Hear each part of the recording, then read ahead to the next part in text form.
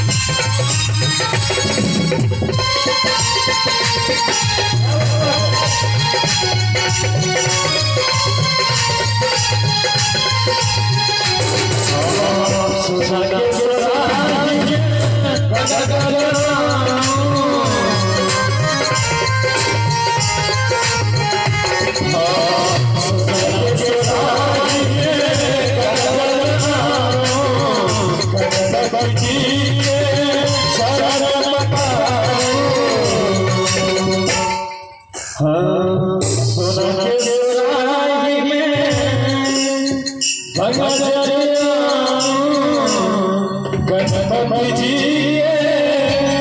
शरण पधारो।